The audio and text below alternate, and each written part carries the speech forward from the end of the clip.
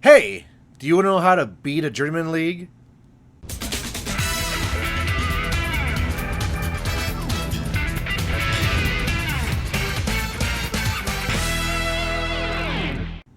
Hey there guys, it's me Malorian. It's time for another Malorian Weekly, and this one here is how to beat and win a Warmachine Journeyman League. And the first thing I want to say about that is don't.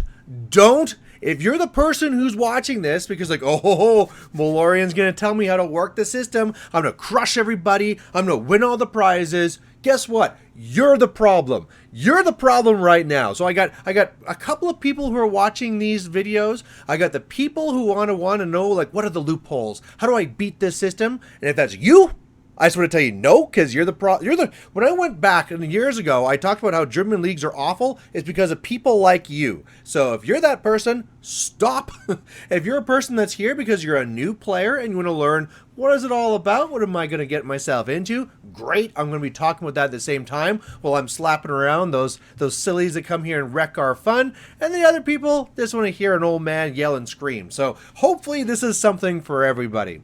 So let's start the stage. What is a Journeyman League for Warmachine? What is it all about?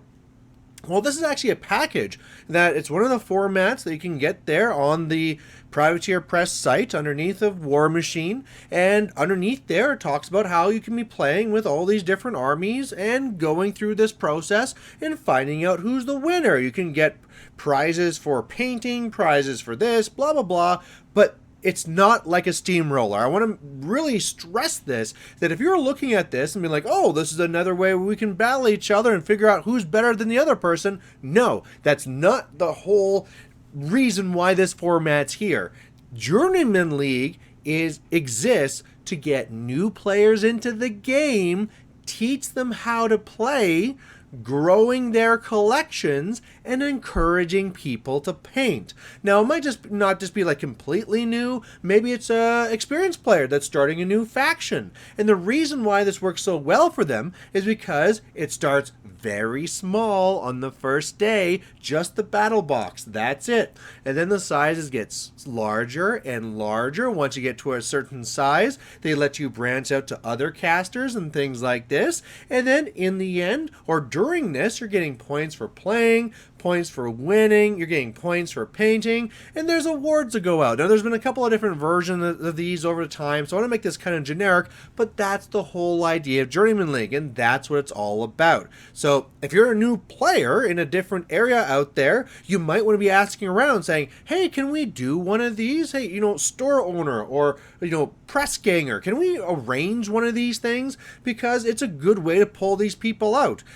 For example, Paul Kingston here had just recently started one off here, and when we got there and there's like over 10 people there, half of these people I didn't even know. You had people that were playing in basements or taking time off, and they're coming back because this is the perfect outlet for them, where it's not like, oh, it's a huge tournament and I gotta be there for 4 games playing against pros. No, it's like, show up this week, bring your battle box, have some fun, go at it. And I want to stress here, when we talk about what these scenarios are, there are no scenarios to start off with. You have a 4x4, you have some terrain, sometimes not even terrain, and you just go at it. One person deploys out 10, the other person deploys out 10, and off you go. And it's one of these things that, unfortunately, going through, I have seen so many people try and break the system and try and win the system, where they're just going to paint a whole bunch of things and get a bajillion points that way, or lie about the things that they paint, or work the system so whatever gets them the most points, they're going to do that and get tons of these things. They also want to get points for playing games and winning games. So as an experienced player, you want to find these new people, you want to crush them, and you want to crush them fast so that you can go and get another game in and crush that person. And at the end of the day, or these things usually last like a month, 2 months, whatever the time span they want to put these things over. Well, over that time, if you do that, what happens to your new players? They're like, oh, well, that's great. You won all the prizes. I got my ass kicked. I still don't really know how this game works.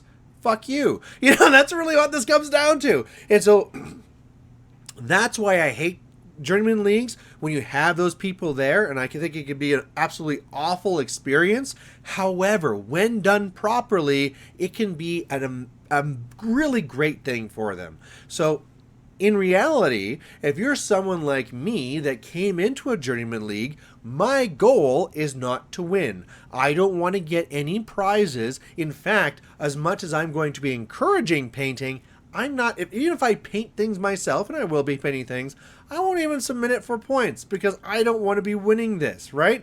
I want this to be going out there. I want to be playing other players. I want to be playing new players. I want to be teaching them how the game works. I'm not going to every single game just like flop over like a dead fish and just like, oh, I guess you win this one because my caster dumped their focus and ran up backwards. But I want to be doing something that allows them to use their tools, learn as they go, see what they're having challenges with, explain those things to them. If you see an opening, go ahead, go for it if you want, and then you can always explain it to them. But the whole point of this is to get these new players out there, get them playing, get them learning. As the weeks go on and their forces get larger, they can go and buy whatever they want and use those in there. I mean, really, if you have someone and they're even having a hard time, like, oh, I just, I'm not ready to make these purchases, let them proxy, let them borrow, whatever you can to keep them playing and keep them interested in the game. And later on, when you can branch out to the different battle box or other casters and you're not stuck to the battle box, don't go in there with like Butcher 3 as soon as you can and just slaughter them and kick them to the curb. Just be like, oh, well, there you go, you died. Or Sloan, pew, pew, pew, give me my win, I'm moving on to the next one. They're not learning, they're not doing anything. Also in the game, if there's not a scenario, don't be that guy that just runs for 100 turns taking a shot or whatever it is. Don't be that person that's making the game bad. Be that person that's making the game good. Okay, I don't want to stress this anymore. I had to get that out there and make sure it's clear to everyone. But as a new player, do know that there might be those people out there. And so what you need to do is identify them, avoid them, and you want to be playing against other new players so that you have an even playing field, or also going out there and trying to find the experienced players that aren't jerks and playing games against them and moving on, right? And you can always spice things up too. And in our last one here, we did a 2 versus 2 game, right? We had so many players, we had run out of tables, and so what are we going to do? Well, let's do a 2-on-2, and it was a great time, lots of fun, lots of laughs, and it's just one of these things where you have to realize you're not there to win, you're there to teach, you're there to have fun.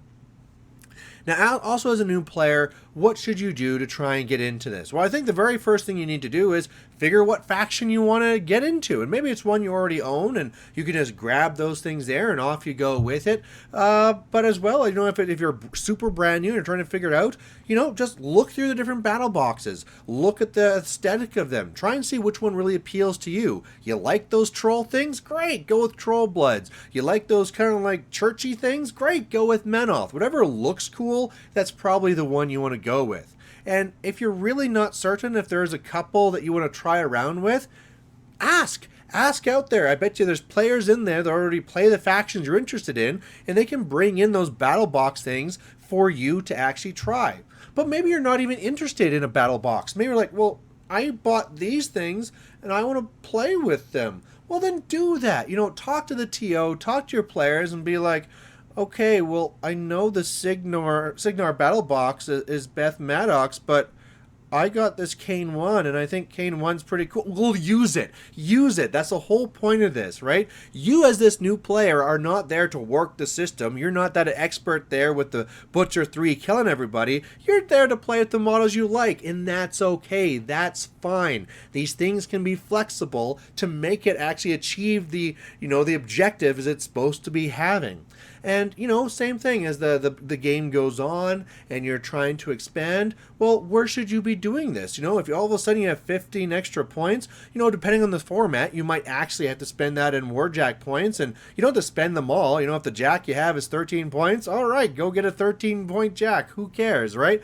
But again, you know, look for that, see what you're interested in, and go through. I mean, the big thing I will suggest, though, for your purchases going into these things is the battle boxes are actually a very good deal. You know, when you look at it, and it's like $50 or whatever, Canadian anyway, to get a caster, 2 jacks, or 3 jacks, depending on which one you're looking at. Like, that's a really good deal. And if you can find it, the very best one you can do is find the 2-player starter set. Because what they've done in those is for $100, so double the cost, you get 2 battle boxes, makes sense, but each side also gets an extra unit, and you also get dice, and you get tokens, and it's like, yeah, if you can go and you can find one of those, and there's some different ones from like old ones and new ones, if you can find one of those you want to split with somebody, or just screw it, keep it all for yourself, look for those, because that's a great way to start. So either way, you know, if you're a new player, go out there and enjoy your Journeyman League. If you want one, ask for one. If you're out there and you're one of those jerks that wants to go in there and crush new kids, don't. Go to a steamroller, play with somebody else that's more competitive, keep your own fun to yourself and don't wreck the fun for others. And for those last people who came here to watch some, you know, fat guy yell and scream, there you go. You got everything you wanted. So thanks for watching. There's your Journeyman League. I will say that unfortunately, this is the funny anecdote at the end.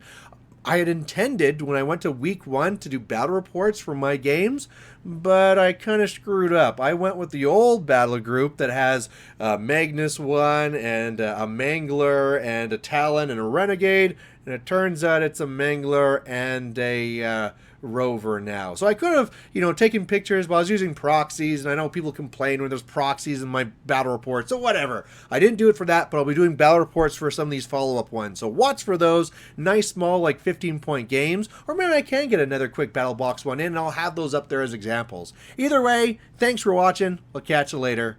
Bye.